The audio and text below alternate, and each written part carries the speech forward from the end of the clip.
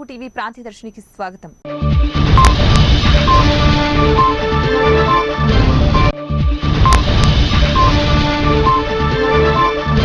సంస్కృతి సంప్రదాయాలు ప్రతి విద్యార్థి నేర్చుకోవాలనే ఉద్దేశంతో నారాయణ విద్యా సంస్థల ఆధ్వర్యంలో ముందస్తు సంక్రాంతి సంబరాలను ఘనంగా నిర్వహించారు.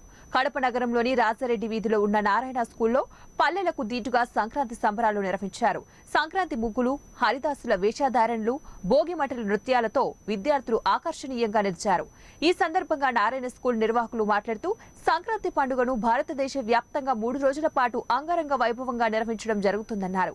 సంక్రాంతి మొదటి రోజు భోగిమంటలు, గొబ్బెమ్మలు, హరిదాసులు, రంగురంగుల ముగ్గులతో తెలుగు ఆడపడుచులు ఆనందంగా నిర్వహించడం సాంప్రదాయంగా వస్తుందన్నారు.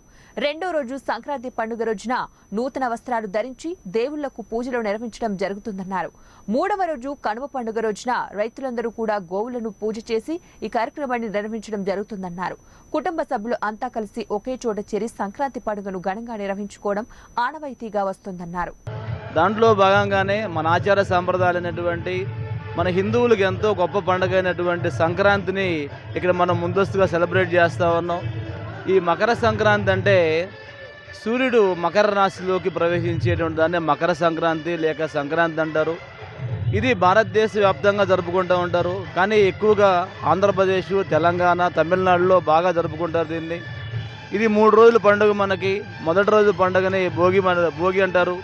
ఆ భోగి రోజున భోగి మంటలు, గొబ్బెమ్మలు, హరిదాసులు, అనేక రకాలుగా పెద్ద పెద్ద ముగ్గులతోటి మన యొక్క తెలుగు ఆడపడుచులందరూ కూడా గొప్పగా నిర్వహించుకునేటువంటి పండుగ భోగి పండుగ.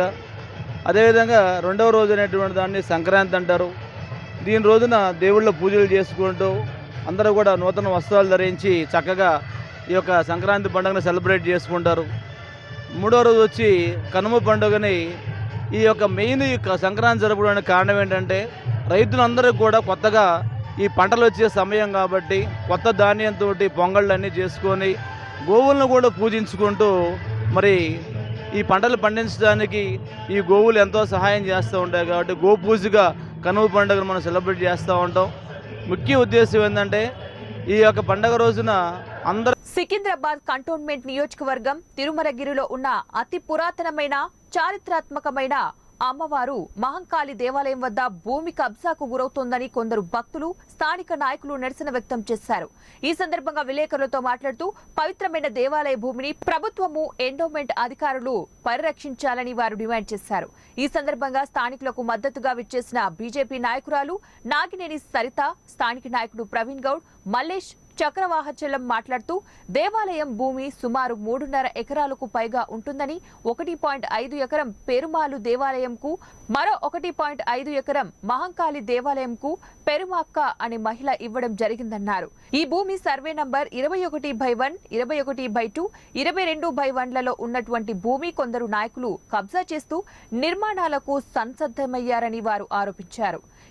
ఈ భూమిని కొందరు దాతలు దేవాలయానికి దానం చేశారని, తిరిగి ఆ దానం చేసిన వారసులు తమకు విక్రయించి రిజిస్ట్రేషన్ అయిపోయిందని ప్రచారం చేస్తూ నాయకులమని చెప్పుకునే కొందరు భూమి చదును చేస్తూ అక్రమాలకు పాల్పడుతున్నారని ఆరోపించారు.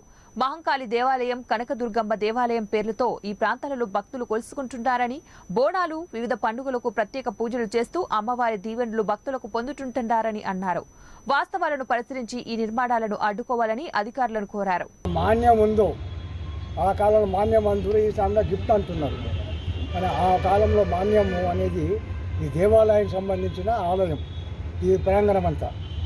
ఈ స్థలాన్ని కబ్జా చేయడానికి పూనుకొని ప్రజల్ని అష్టకష్టాలు పెట్టి సికింద్రాబాద్, హైదరాబాద్లో జరగలేనటువంటి జాతర మహోత్సవాన్ని ఈ ప్రాంతంలో జరుగుతుంది. ఆ జాతరను చూసి చుట్టుపక్కల వచ్చే గ్రామాల వాళ్ళు కూడా ఎంతో సంతోషంగా ఆనందించి తిరిగి వెళ్ళిపోయేవాళ్ళు. జాతర అయిపోయిన తర్వాత ఈడ కబ్జా చేసుకుంటూ పోతే ఈ స్థలాన్ని ఆక్రమించి వేస్తుంటే ఈ దుష్టశక్తులను ఆపడానికి మీరందరూ మాకు సహకరించాలని మీతో మనవి చేస్తున్నాం.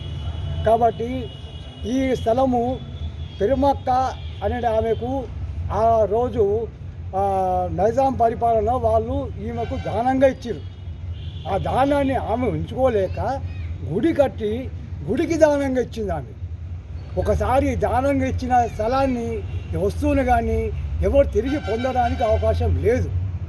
కాబట్టి ఈ స్థలాన్ని అమ్మవారి పేరు మీద ఉండవలసిందిగా మీ అందరితో ప్రార్థిస్తున్నాను. దయచేసి ఈ స్థలాన్ని కబ్జాకు గురి కాకుండా ఆపవలసిందిగా ప్రజలందరినీ కోరుతున్నాను. ఎండోమెంట్ డిపార్ట్మెంట్ వాళ్ళు వచ్చారు. ఎండోమెంట్ డిపార్ట్మెంట్ వాళ్ళు వీళ్ళతో కుమ్ముక్కైన 100% వాస్తవం ఇది. ఈ అసలు ఎండోమెంట్కు స్థలానికి ఏ సంబంధం? ఇది గుడి మాన్యం. ఇది గుడి మాన్యాన్ని వాళ్ళు కబ్జా చేయడానికి వాళ్ళు ఎవరు, ఇవ్వడానికి వీళ్ళు ఎవరు? 21/1 సర్వే నెంబర్ ఇది వచ్చి ఈ పక్క స్థలాన్ని కబ్జా చేస్తుంటే ఇదే గౌరశంకర్ వాళ్ళ పుత్రులందరూ వచ్చి ఇది గుడి స్థలాన్ని మీరు ఎట్లా కడతారనేసి వాళ్ళు ఈ రోజు అమ్మవారి మాన్యాన్ని కబ్జా చేస్తారు. ఇప్పుడు అన్నం పరబ్రహ్మ స్వరూపమని ప్రతి సోమవారం ఎంతో మంది పేద ప్రజలకు అన్నదాన కార్యక్రమాన్ని నిర్వహించడం చాలా సంతోషంగా ఉందని టీడీపీ రాష్ట్ర కార్యనిర్వాహక కార్యదర్శి గోవర్ధన్ రెడ్డి తెలిపారు. దాదాపు గత 10 సంవత్సరాల నుంచి ఎన్నో సేవా కార్యక్రమాలను టీడీపీ రాష్ట్ర కార్యనిర్వాహక కార్యదర్శి గోవర్ధన్ రెడ్డి చేస్తూ వస్తున్నారు. ప్రతి సోమవారం కడప జిల్లా కలెక్టరేట్ కార్యాలయంలో జరిగే స్పందన కార్యక్రమానికి వచ్చే ప్రజల కోసం మంచి నాణ్యమైన భోజనం ఏర్పాటు చేస్తూ వస్తున్నారు. ఈ సందర్భంగా గోవర్ధన్ రెడ్డి మాట్లాడుతూ ప్రజలు ఎన్నో సమస్యలతో దూరభారం నుంచి జిల్లా కలెక్టరేట్ కార్యాలయం వస్తూ ఉంటారని, వాళ్లకు ఒక పూట భోజనం ఏర్పాటు చేయడం చాలా సంతోషంగా ఉందన్నారు. గత 10 సంవత్సరాల నుంచి ప్రజలకు ఎన్నో సేవా కార్యక్రమాలు చేస్తూ జిల్లా కలెక్టరేట్ కార్యాలయం వద్ద ప్రతి సోమవారం అన్నదాన కార్యక్రమాన్ని నిర్వహించడం జరుగుతుందన్నారు. ఏదేమైనా సరే 10 సంవత్సరాల నుంచి ఇటువంటి కార్యక్రమం ఏ ఒక్క రూపాయి కూడా మేము ఆశించకుండా, లబ్ధిదారుల దగ్గర నుంచి ఏ ఒక్క రూపాయి కూడా ఆశించకుండా ఉచితంగా భోజనం పెడతా ఉన్నాము ప్రతి సోమవారం కూడా. కాబట్టి ఎప్పుడు కూడా ఎవరు కూడా తక్కువ లేకుండా భోజనం పెడతామో అది నాణ్యమైన భోజనం. తిన్న వాళ్ళందరూ కూడా బాగుందని చెప్తా ఉన్నారు. కాబట్టి మేము ఎప్పుడు కూడా ప్రజాసేవలు అంకితమే ఉన్నాము. కాబట్టి మేము ఎక్కడ కూడా మిగతా చోట్లంతా కూడా 5 రూపాయలు 10 రూపాయలు వసూలు చేస్తున్నారు తప్ప మేము ఎక్కడ కూడా రాగి దమ్మిడి వసూలు చేయకుండా మరి ఉచితంగానే భోజనం పెడతా ఉన్నాం. కాబట్టి ఎంతమంది వచ్చినా కూడా నిర్విరాగంగా మేము భోజన సదుపాయం, ఎందుకంటే మాకు ముందే చెప్తారు వీళ్ళు మేము ఇంతమంది వస్తున్నామని చెప్తే వాళ్ళందరికీ కూడా భోజనం పెడతానే ఉన్నాం. కాబట్టి నంద్యాల జిల్లా ఆలగడ్డ పట్టణానికి ఈ నెల 9వ తారీఖున విచ్చేస్తున్న టీడీపీ జాతీయ అధ్యక్షుడు నారా చంద్రబాబు నాయుడు పర్యటనను పూర్తి స్థాయిలో విజయవంతం చేయాలని రాష్ట్ర విత్తనాభివృద్ధి సంస్థ మాజీ చైర్మన్ ఏవి సుబ్బారెడ్డి పిలుపునిచ్చారు. ఆలగడ్డలో ఆదివారం సాయంత్రం ఆయన మీడియా సమావేశంలో మాట్లాడుతూ టీడీపీ పార్టీ ప్రవేశపెట్టిన రా కదలిరా తెలుగుదేశం పిలుస్తోంది, భవిష్యత్తుకు గ్యారంటీ కార్యక్రమాలను చేపట్టి ప్రజల మండలను చూరకుంటున్న మాజీ ముఖ్యమంత్రి చంద్రబాబు నాయుడు దృష్టి వైసీపీ పార్టీ పాలనను ఎండగట్టేందుకు ఆలగడ్డ సభకు విచ్చేసి ప్రసంగిస్తున్నారని, ఆయన నంద్యాల పార్లమెంటు పరిధిలో అన్ని నియోజకవర్గాల టీడీపీ నాయకులు కార్యకర్తలు మొత్తం 1,00,000 మందితో నిర్వహిస్తున్న ఈ సభను జయప్రదం చేయాలని ఏవి సుబ్బారెడ్డి పిలుపునిచ్చారు. ఆలగడ్డ పట్టణంలో విలేకరుల సమావేశంలో ఏవి సుబ్బారెడ్డి మాట్లాడుతూ తెలుగుదేశం పార్టీ జాతీయ అధ్యక్షుడు నారా చంద్రబాబు నాయుడు రాష్ట్ర వ్యాప్తంగా రా కదలిరా తెలుగుదేశం పిలుస్తోంది కార్యక్రమాన్ని చేపట్టినట్లు పేర్కొన్నారు. ముఖ్యమంత్రి జగన్మోహన్ రెడ్డి విధానాలన్నీ కక్ష సాధింపు చర్యలేనని, ప్రజావేదిక కూల్చివేత మొదలుకొని చంద్రబాబు అరెస్టు వరకు చేసిన ఆయన కక్ష సాధింపు చర్యలు కూడా ప్రజలంతా కూడా గమనిస్తున్నారని వివరించారు. రానున్న ఎన్నికల్లో తెలుగుదేశం పార్టీ 150 సీట్లు సాధించి ప్రభుత్వాన్ని ఏర్పాటు చేస్తుందని ఏవి తెలిపారు. ఈ ఎన్నికలలో వైసీపీ పార్టీ కోటలు కూలిపోవడం ఖాయమని ఏవి సుబ్బారెడ్డి వ్యాఖ్యానించారు. అందరూ కూడా వచ్చి ఈ సభను జయప్రదం చేయాలని కోరుకుంటున్నాను. మనమందరము చూస్తూ ఉన్నాము, వైకాపా ఈ 4.5 సంవత్సరాల కాలంలో కూడా ఎంతసేపు ఉన్నా కక్ష సాధింపు ధోరణితో, విద్వేషాలతో, మత కక్షలతో వ్యవస్థలను సర్వం నాశనం చేసి రీసెంట్గా అంగన్వాడీలు అయితేనేమి, పారిశుద్ధ కార్మికులు అయితేనేమి వీళ్ళందరినీ కూడా లాస్ట్కి ఎస్మా చట్టము ఉపయోగించే పరిస్థితిని ఈ ప్రభుత్వం తీసుకొని వచ్చింది. ఇక అభ్యర్థుల విషయం అయితే ఫుట్బాల్ ఆడుతున్నారు, ఎక్కడ ఎవరుంటారో అర్థం కాలేని పరిస్థితి. ఉదాహరణకు చిలకలూరిపేట రజని 4.5 సంవత్సరము మంత్రిగా పనిచేసింది, ఆమెను తీసుకుపోయి గుంటూరుకి వేశారు. అంటే 4.5 సంవత్సర కాలంలో మంత్రిగా ఆమె ఫెయిల్యూర్ అయిందని పార్టీనే ఒప్పుకుంటుంది కదా. ఫెయిల్యూర్ అయిన ఆమె గుంటూరులో ఎట్లా సక్సెస్ అవుతుంది? ఇంకొక విచిత్రమైన సంఘటన ఏమంటే, శాంతమ్మ అని చెప్పి బళ్ళారిలో ఆమె ఎంపీ, ఆంధ్రాలో ఆమె ఎక్కడా లేదు, ఇక్కడో పూర్వం ఉండి కర్ణాటక నుంచి ఆమెను తీసుకొని వచ్చి హిందూపూర్లో ఎంపీగా పెడతారు.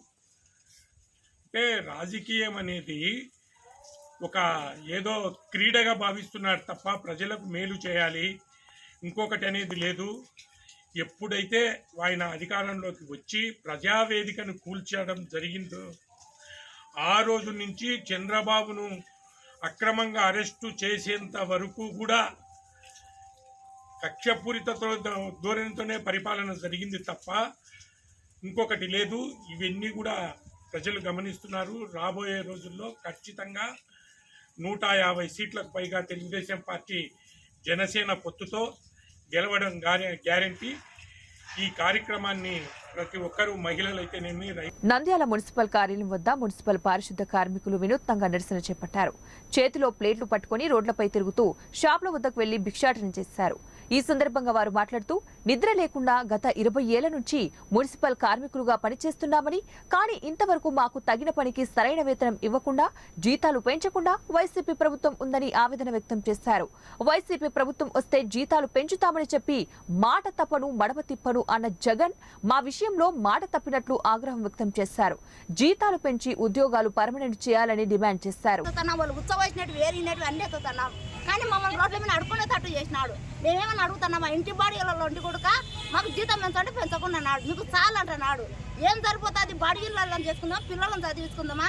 మాకు ఏం ఆదాయం ఉంది అని మాకు పర్మనెంట్లు చేస్తానన్నా పర్మనెంట్లు చేయలే, గెలిపించలేనావు. మమ్మల్ని గుర్తెరిగినావా ఏమన్నా జగన్ అన్న?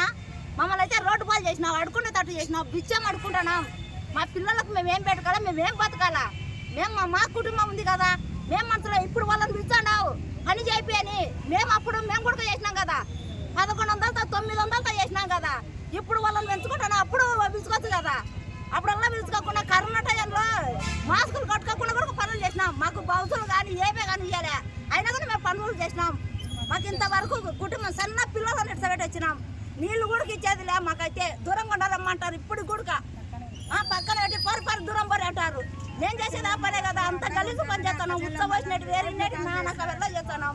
మమ్మల్ని ఎవరే కానీ గుర్తించకున్నారు. కనీసం మాకు పర్మిట్లు చేసి మాకు జీతం 26,000 పెంచమని అడుగుతున్నాం. మున్సిపాలిటీ వాళ్ళకు నిద్ర వచ్చిందో బాగా నిద్రపోతున్నారో ఏమో, మాకు నిద్ర రావడం. చీకట్లో 4 గంటలకు పోతే అన్న టిఫిన్కు లేచే 11-12కు లేస్తున్నాం. చీకటి పోయేంత వరకు ఇంటికి రాలా, జీలు ముట్టించుకోవాలా. మా బతుకులు ఇప్పుడైనా 2000 నుంచి చేస్తున్నాం. రాజశేఖర రెడ్డి ఉన్నప్పుడు నేను వచ్చా ఇంకా జగనన్న నేను వస్తే ఇంకా మీకు పర్మనెంట్ చేస్తానన్నాడు. పర్మనెంట్ చేస్తానన్నాక మాట చెప్తున్నావా జగనన్న నువ్వు? మేము ముసలాళ్ళం అయిపోయాక మేమేం చేయాలా? మా రోడ్డు పాలు చేసినాం జగనన్న, నువ్వు ఇది నొచ్చొచ్చుడు మా కొడుకు లెక్క అని మేము ఓట్లేసి నిన్ను గెలిపించుకున్నాం. మాకు నువ్వు గెలిచినాక మాకు పర్మనెంట్ చేసేయి, మా పిల్లల భవిష్యత్తుగానే వస్తాయి. దేని మేము అనుకునేటట్టుగా మమ్మల్ని చేయొద్దు జగనన్న. నీకు ముక్కుతాం మా కొడుకు లెక్క అనుకొని నీకు ఓట్లేసి గెలిచినాం. మేము గెలిచినాం మున్సిపాలిటీ వాళ్ళం, కంట్రాక్ట్ వాళ్ళం. మాకు పర్మనెంట్ చేయి, మాకు న్యాయం చేయి.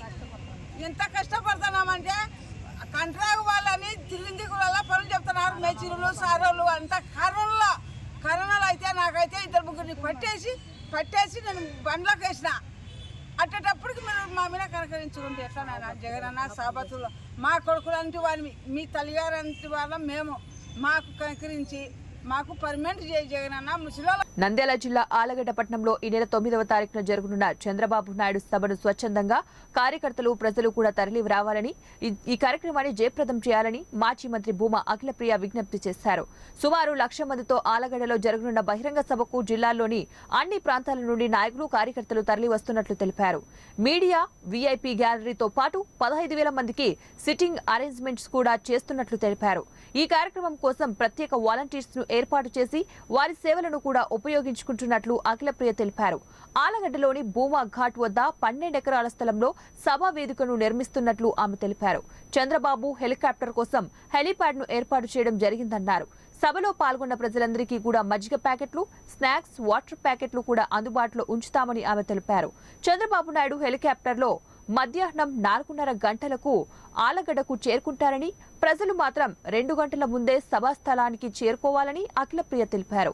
1999లో సీఎం హోదాలో ఆలగడ్డ పర్యటనకు రావడం జరిగిందని, మళ్లీ 25 సంవత్సరాల తర్వాత ఆలగడ్డకు వస్తున్న చంద్రబాబు నాయుడు రాక కోసం అందరి సహకారంతో భారీ ఏర్పాట్లు చేసినట్లు మాజీ మంత్రి అఖిలప్రియ పేర్కొన్నారు.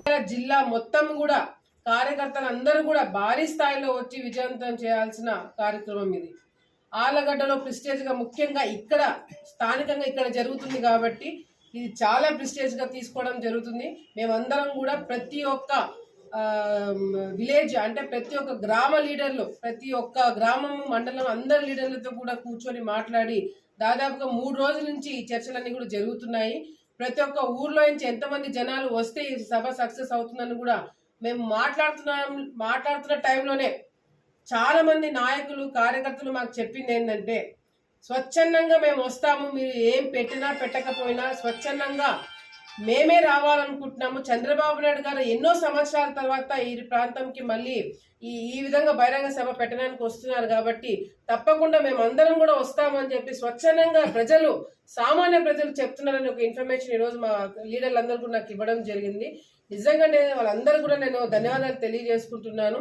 ముఖ్యంగా ఈరోజు రాష్ట్రంలో చంద్రబాబు నాయుడు గారు ఏ విధంగా పరిపాలన చేశారు, ఏ విధంగా ప్రజల్ని రంగారెడ్డి జిల్లా మహేశ్వరం నియోజకవర్గం Badangpet municipal corporation BRS party నాయకుడు టేకుల భాస్కర్ రెడ్డి ఆధ్వర్యంలో ఏర్పాటు చేసిన జై కిసాన్ క్రికెట్ టోర్నమెంట్ ను మాజీ మంత్రి ఎమ్మెల్యే సవితా ఇంద్రారెడ్డి ప్రారంభించారు. ఈ సందర్భంగా ఎమ్మెల్యే మాట్లాడుతూ క్రీడలతో మానసిక ఉల్లాసం కోసం ఎంతో ఉపయోగపడుతుందన్నారు. అనంతరం క్రికెట్ ఆడే యువకులను ప్రోత్సహించారు. ఈ కార్యక్రమంలో కార్పొరేటర్లు రోహిణి రమేష్, సూర్ణగంటి అర్జున్, ఏనుగు రామిరెడ్డి, బీఆర్ఎస్ పార్టీ నాయకులు టేకుల భాస్కర్, పెద్దపావి ఆనంద్ రెడ్డి, రామిరెడ్డి, సబ్రెడ్డి తదితరులు పాల్గొన్నారు.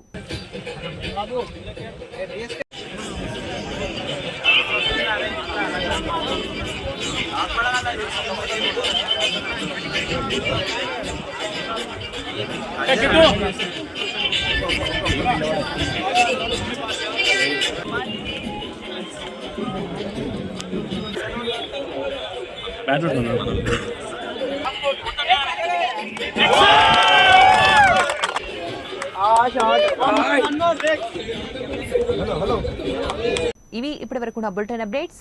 నెక్స్ట్ బులెటిన్ లో మళ్ళీ కలుద్దాం. అంటిల్ దెన్ కీప్ వాచింగ్ మన తెలుగు టీవీ న్యూస్.